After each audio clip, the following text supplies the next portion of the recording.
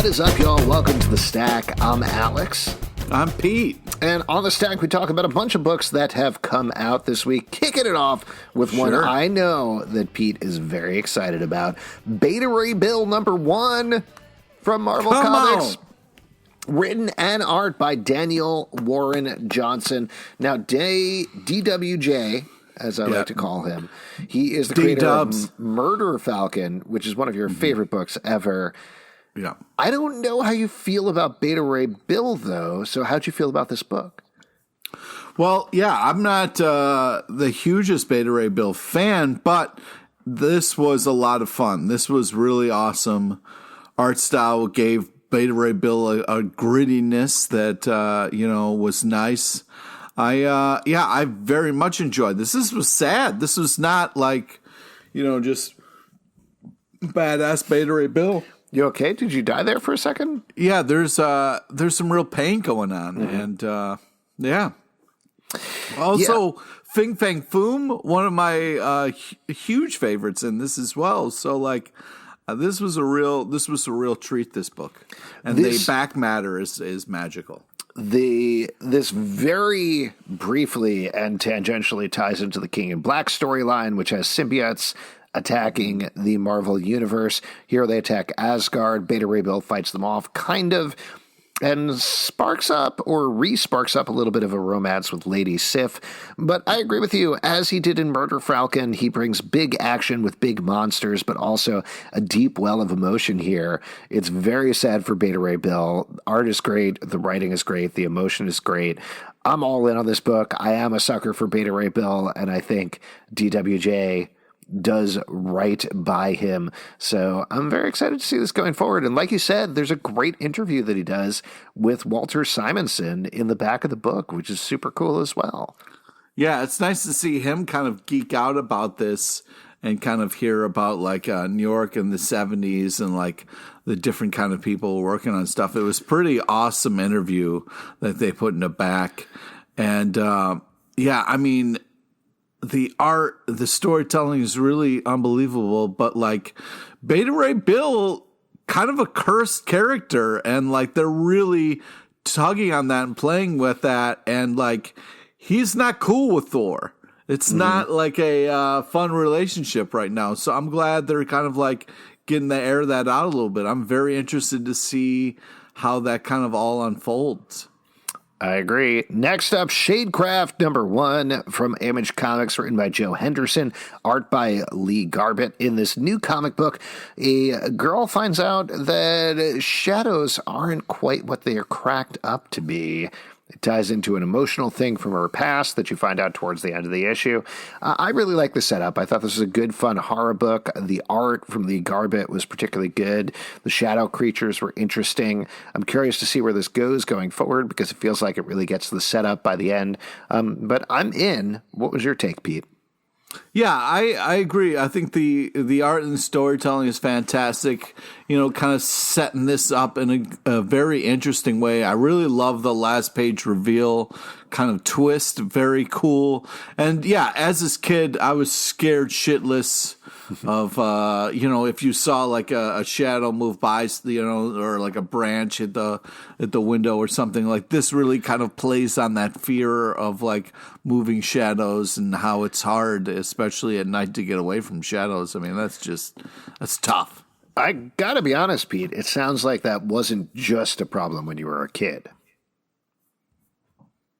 I don't think we have time to get into this, but no, Pete. It's a great book. That's been the long game on this podcast this whole time, is to finally get you to confront this fear that you have. Shadecraft #1, check it out. Next up, The Other History of the DC Universe #3 from DC Comics, written by John Ridley, art by Giuseppe Camuncoli. The first two issues have dealt with the Black American experience in the background of the DC Universe. Here we're dealing with the Asian American experience through the lens of Katana and her whole history. What'd you think about this one, Pete? This is very powerful, really amazing. I was very moved by it. I thought it was really done well. The storytelling is so powerful. The art, just kind of the balance of kind of these like stanzas, these powerful stanzas that really hit you versus the comic book art, really creates this moving kind of powerful stuff that DC is doing with these books. I've been really enjoying this series. The other history of the DC Universe stuff has just been really impressive.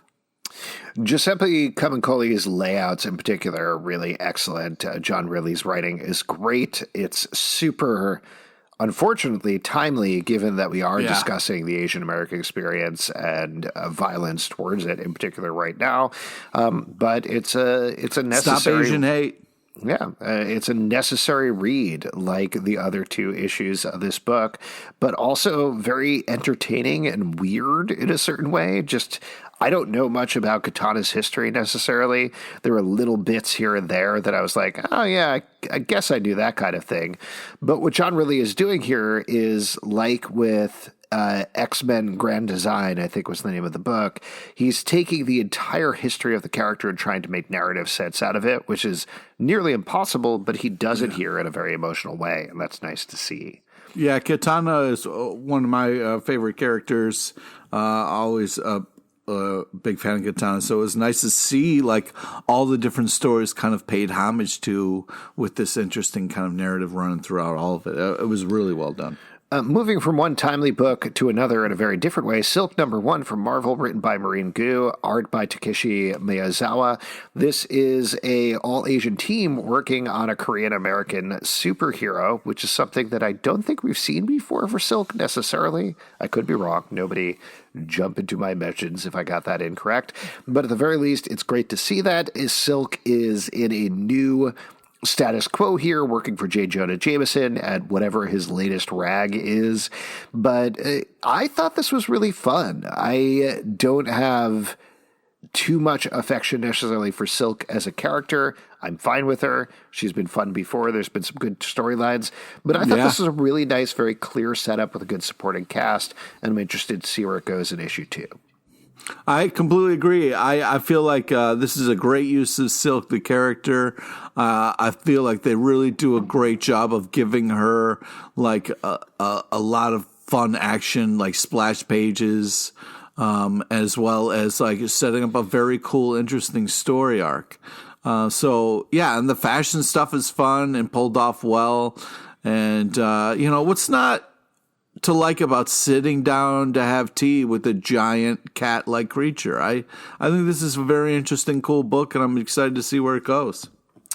Next up, crossover #5 from Image Comics, written by Donny Cates, art by Geoff Shaw. In this book, we're getting towards the end of the first arc here as Madman and Powerhouse, I don't remember the name of the other team. Basically, it's Donny Cates taking all of his books, mashing them up together with tangentially other books. They're all heading towards this big dome where the crossover event has happened, and it's all coming down. What'd you think about this issue? Well, first off, you got Madman. Bless you. You got Madman with a giant sword. So what's not to love? This is sword. It's a lot of action. It's a lot of over the top stuff, but also a lot of intense shit goes on here. Oh man, I don't want to spoil anything, but man, it gets real dark. But I want to hear it. Spoiler warning. What was the thing that you thought in particular got really dark? Where the guy shot the girl? Oh, that hasn't happened yet. That's the cliffhanger at the end of the book. He hasn't necessarily shot her. Well, he's crying. It says, "I can," and it looks like it's seconds before the bullet is released out of the chamber. Yeah, well, we'll see what happens next issue, I guess. Oh, right? My God. I guess we'll see what happens. One thing that I thought was super fun in the book is Donny has come up with this concept where all of these different superheroes have been cut apart and mashed back together by scientists on Earth, quote unquote, and they're called amalgams, which is very funny to anybody who knows about the amalgam universe. He's having just a blast here, and it's so creative and so fun. There's a great splash page laid out that mashes up panels from God Country and Madman comics. Very neat. I liked it quite a bit. Next up, Strange Adventures #9 from DC Comics, written by Tom King, art by Mitch Gerards and Evan Shader. Here, a report has come out about Adam Strange from the Justice League, not exactly indicating that he is a villain, but certainly not precluding that fact. That's what we're dealing with here as the Pict invasion of Earth continues and lots of questions swirl in the background. I'll tell you what, I think we talked about this with an earlier issue. It's interesting this is coming out now, but it seemed very clear to me that at least tangentially King is writing about the Mueller report in this issue. Did you get that sense as well? I have no idea what's going on when it comes to King ever. But it was crazy to see Superman and Batman in this issue. So this report comes out, and it's the vague sort of indictment that Mueller did in the heavily anticipated Mueller report, where there were a lot of crimes mentioned, but ultimately they're said, well, it's up to the people who prosecute to do it, right? And that's exactly what happens with Adam Strange here. It's very interesting, particularly given now we're past the Trump presidency, though obviously not the after effects of it, to see him take Adam Strange and put him in that place, to the point there's a panel late in the issue where they zoom in on Adam Strange's face on a TV screen, and it looks almost exactly like Trump on the television. That was kind of fascinating to me. I mean, I think it's sort of part of the publishing schedule that has gotten pushed back so far, but I am curious to see where this hits on, given that it is skirting those ideas.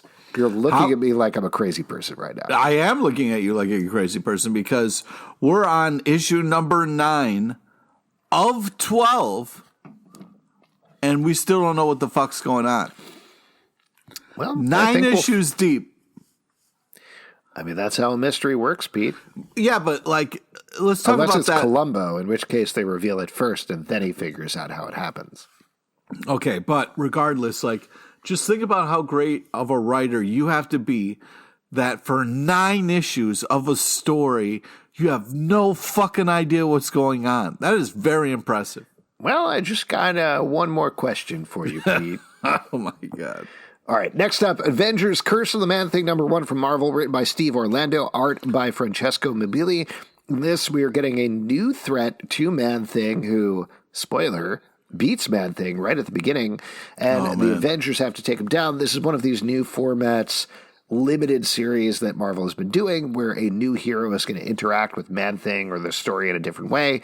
Here we get the Avengers. Next issue is going to be Spider-Man, presumably the X-Men after that, and other things. But this is also Steve Orlando moving over to the Marvel Universe. What was your take, Pete? Well, Orlando is always a fun, crazy creative person. So, this book, I thought, did a great job of representing himself here. The kind of Man-Thing getting ripped apart here was so over the top and very interesting, especially because you kind of realize these chapter things are parts of his skin that maybe was ripped off. But I think this is a very interesting, unique, kind of cool event that's happening, and I'm kind of digging it. I like it too. I thought it was super fun, and it's Orlando doing his regular weird ideas, but infusing them into the Marvel Universe. He brings in some fun stuff from Jonathan Hickman's run on X-Men and mixes it in here in a fun way. This is good. I like this, and he seems to be redefining what Man-Thing is in the Marvel Universe, so that should be interesting to see going forward. Next up, The Department of Truth #7 from Image Comics, written by James Tynion IV, art by Tyler Boss. In this, you think we should even talk about this because Justin's not here? You know what I mean? Yeah, Maybe Justin does love this book. So we're getting another flashback this issue as Lee Harvey Oswald continues to find out more about the Department of Truth.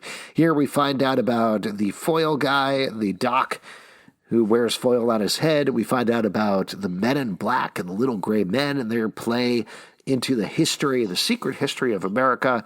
As usual, great stuff in this book. I am loving it. Pete, yeah, I agree. Took off I think your headphones. What is going on right now? No, hey man, sometimes you wear headphones for too long. It can start to feel like you're. Are you listening to me through your forehead? What is going on here, dude? It's the podcast. Take it easy, all right? I can hear you just fine. All right. So I really am this is such a like kind of thing we've heard about the Men in Black. We're familiar with this kind of tinfoil thing, but this is done in a way that makes sense. Like I really appreciate all the details and all the stuff going on in this book.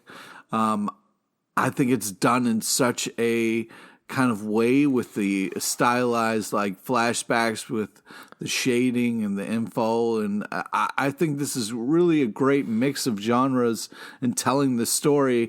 I'm continued to be impressed with this. It's too bad Justin's not here to get his thoughts on it. I'm having a blast, and I might just start wearing a tinfoil hat. Hey, speaking of which, this is more of a note for like Pete's forehead than his ears. And Pete's forehead, you're looking great. Don't tell his ears, okay? Because they're like looking a little busted, to be honest. Oh, well, don't you say shit about my ears. You couldn't hear that. That was through your forehead, man. All right, moving on to The Flash 768 from DC Comics, written by Jeremy Adams, art by Brandon Peterson, Marco Santucci, and David Lafuente. What does that mean, here we go? Here we go, the fucking Flash. Well, so we've been talking about these books that have come out of DC Future State. A lot of the teams from Future State were giving previews of what's going on in their main books as they return. So I think it's been interesting to talk about them as they have come back. This one is weird. Yeah, we're still talking about it. Flash and that tricky Speed Force, man. Okay, so I know you don't like the Flash. Sometimes you run so fast, you run out of your clothes, and then that's a whole thing, and Flash has got to deal with it. So here's the deal with this book. So the thing that confused me for the first half of this book is we had the setup of Barry Allen is giving up being the Flash so he could work with the new multiverse people and explore what's going on with there after the fallout from Dark Knight's death metal. Sure. All makes sense. Now, Wally West is the new Flash. He's been promoted. The first half of this book reverses on that in a very weird way, where Wally says, nope, actually, forget about that tease. I don't want to be the Flash. Barry Allen, you're the Flash. Barry's like, sounds good. Let's have a race. I'll take all of your speed. So that's fine, but very confusing given everything that's happened previously. It isn't until the second half of the book that we get to the real concept. That's where things, in my mind, start to get really fun, where Wally West is lost in time. We basically get this quantum leap thing where he's jumping to major points in the Speed Force. He's inside of their bodies. And Barry Allen is the Iggy. Is it Iggy from Quantum Leap, Pete? I don't know. Ziggy. The Ziggy, the Dan Hedaya, who's like, oh, man, you got to turn back, Wally. What are you doing? If you change this, that'll change everything. And then Wally says, oh, boy. That show came out like in the 50s, I think, bro. I don't know who you're. It's a great show with a perfect finale, and you watch your mouth, Pete. I'll have to take a time machine back. It's just insane to me that, like, these, all these fucking Flashes, and there's the Speed Force, but nobody can figure it out, and it's so tricky, yet they're running the whole time, and, you got a fucking treadmill, but, like, I don't know, man. I enjoyed the second half of the issue because I am a sucker for Quantum Leap, and I want to see more of that. So we'll see how it goes. Next up, Ghost Rider King in Black, #1 from Marvel, written by Ed Brisson, art by Juan Frigeri. This is also a very weird, interesting issue because technically it's a King in Black tie-in, but really it's tying up everything that's been happening in Ghost Rider for the past couple of years and wrapping a bow on that. It's much more about that, to the point that the Ghost Rider characters at certain points are standing in the middle of symbiote-stricken Manhattan being like, let's figure out this other stuff instead. Yeah, there's like a crazy amount of standing around talking for all the demons that are trashing the place. But still pretty fun, I thought. Yeah. What'd you think about this one, Pete? Yeah, it was fun. I mean, they're having fun discussions about their names. Mephisto blows, but still some fun stuff in there with that. Yeah, it was nice to see kind of Ghost Rider, up in this the penance stare with the old damnation stare. So that was cool. Fun little twist on trusting, not trusting the devil. So yeah, I mean, this is fun. It's a good book. You kind of know what you're going to get into with it, and it's over the top in all the right ways. Next up, Two Moons, #2 from Image Comics, written by John Arcudi, art by Valerio Giordano. This book we love the first issue of. I might be getting this wrong, but I believe it's basically taking indigenous myths and mixing them with the Civil War for a very horrific supernatural tale. How do you think the second issue held up to the first one? It's really tripped out in all the right ways. It's very kind of magical, spooky, cool. The Native American stuff is amazing. It's very, very well done. Some interesting storytelling stuff. And I really loved where it ended too. This is a absolutely gorgeous book. Absolutely gorgeous. I like the writing, but really the art in particular and the designs of I don't even want to call them monsters. They're more mythical creatures, is stunning throughout. Highly recommend picking this up. This is one that it feels a little bit like, I don't know. It's very Vertigo to me, I think. And it's the sort of thing that I think would be good to jump in on in the early issues to really get a sense of it, because it's that good. Next up, Future State, Superman versus Imperious Lex, #3 from DC Comics, written by Mark Russell, art by Steve Pugh. Not Florence Pugh, like I initially thought. It's Steve Pugh. This is the very last, I believe, of the Future State books, probably coming in a little late here, but so fun and such a good story. Love Mark Russell.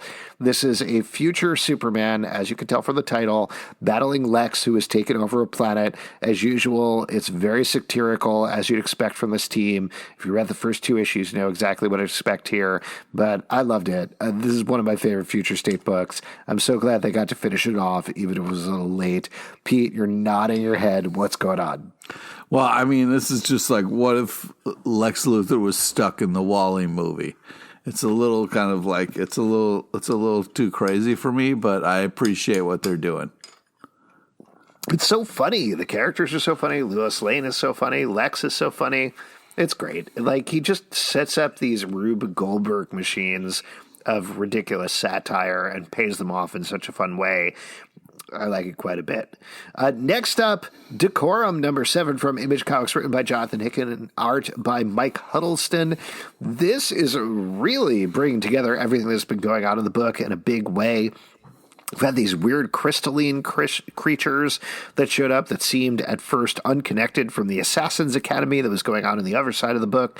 Last issue that finally came together were the crystalline creatures gave a mission to the assassins to find this egg that was being hidden, which I believe was like the third element that was just kind of thrown in there. Here, our main character stumbles on that egg, opens up the egg, finds a hot dude with no head. Very funny. This is great. I can't believe how well this has come together, and Mike Huddleston's art is stunning across the board. The way that he's bringing all of these different art styles together, often on the same page, is ridiculously impressive. I agree with you, Alex. It's worth it alone for the art. It's really unbelievable. Sometimes, just a dude with half, part of your face. But I think this is really tripped out and weird in all the right ways, and it's really kind of telling a very interesting story. But the real hero here is the artist. It's the pages and everything are just amazeballs. And in classic Pete fashion, I'm going to bring up a book that we didn't throw into the stack because I didn't want to get into a fight about it. But X-Men #19, also by Jonathan Hickman, it is a masterwork. It is so good. It's one of the best issues of the series ever. It's amazing. You get the X-Men trapped in this vault, traveling through time. This incredible X23 Laura story throughout. So good. Read it. Just pick it up right now. Don't listen to whatever Pete has to say. And move it on to our last book. Wait, that's so unfair that you didn't even put it out there like it was something we Here's could read. Here's the thing, Pete. You just read it and kept it to yourself. I gotta be honest. I'll be like, pull back the curtain here. I gotta be honest. I read the book because I was like, I want to read it anyway because I like the X-Men books, but I'm not going to send it out to Pete because Pete's just going to be like, fuck X-Men. These islands are having sex and it's stupid and what's going on. I don't like it. Yep. And I would just send it out. It would just be a big argument. So I was like, I won't send it out. But then I read it and I was like, this is legitimately one of the best issues of the series ever. Would Pete like this because it's about Laura X23, who he loves? And I was like, I don't know. I got to weigh that against Pete just yelling because it's X-Men. What do we do here? Why wouldn't you trust me to appreciate a good X23 story? Trust you? I've known you for 15 years. Oh, Pete. my God. You're the worst. You didn't believe in it enough to put it out there for us to review. You were like... Yeah, you didn't believe in it. So it's hard to take your recommendation after you didn't believe in something enough to send it to me and Justin. I'll tell you what, I will send it to you. You could read it, and then you can tell me off air what's going on. Okay, great. That'll be great for everybody. I think so. Tell you what, check out our podcast off air where you visit me and Pete in person and ask us comic book recommendations. Last but not least, Batman Catwoman #4 from DC Comics, written by Tom King, art by Clay Mann. Pete, sounds like you're loving this. You got to explain to me what's going on. I feel like the Pete of this particular book because I'm lost. Okay, first off, love the Bat and Cat double page spread title page mansion advent calendar thing that just sets up the mood for this creepy fun world that we're in. And then the starting off with Batwoman beating up Penguin and just like being like, wanting to know where Mom and the Joker are. What an interesting start. Just kind of grabs the reader all the right ways. But Bat and Cat are fighting. Cat's been doing some things without Bat's knowledge. She knew he was going to get mad, but she didn't tell him till last minute. Now Bat's mad. So how are we going to move forward? I also really loved how the Penguin is drawn like Danny DeVito. That makes me very happy. What do you want to know? I think it's great. Listening to you talk about it is my experience reading it because I just cannot keep track of the timelines. There's like 3 different timelines happening at once. No, and I know that. You got the Mask of the Phantasm timeline. You've got the very early Bat-Cat stuff going on. Right. And then you've got the future Cat stuff where she's killed the Joker and is dealing with it with Penguin, and there's their kid who is the new Batman. So I get all that. There's the transitions between them that just throw me. And I'm sure there's a point to it. Maybe they're doing something about memory and how memories are very fluid and go from one time period to another. Yeah, because it's also like Cat and Bat always have this thing about a disagreement about when they first met. Yes. So I get all that, but you look at a book like Strange Adventures, also from Tom King, where you have... Also confusing. But even if it jumps between timelines on the same page, you've got Evan Doc Shaner and Mitch Gerards, so there's a delineation between the timelines. So you're able to follow, okay, here's where we are at any given point. It is disorienting for me to read this book. And I know I'm harping on this, I don't know what the Phantasm has to do with this. That's going to be the fun. But also, it is going to make sense. And I think it's going to be one of those things where it'll be very interesting to get the trade because there could be it could make that much more sense reading it all together. Absolutely. And I'm more than willing to follow it until the end. It's just... And you should follow it because it's amazing art and writing and such a fun, interesting story with these 2 characters we know and we've heard stories for all time about him. So I trust these creators, so I'm going to follow it until the end. I'm just having a hard time comprehending it as of now. That's all I'm saying. And that's it for the stack. If you'd like to support our podcast and other podcasts, we do patreon.com/comicbookclub. Also, we do a live show every Tuesday night to Crowdcast and YouTube coming out. We would love to chat with you about comic books. iTunes, Android, Spotify, Stitcher, or the app of your choice to subscribe and listen to the show. comicbookclublive.com for this podcast and more. Until next time, we'll see you at the virtual comic book shop. And I'm saying that just to Pete's forehead, not to his ears.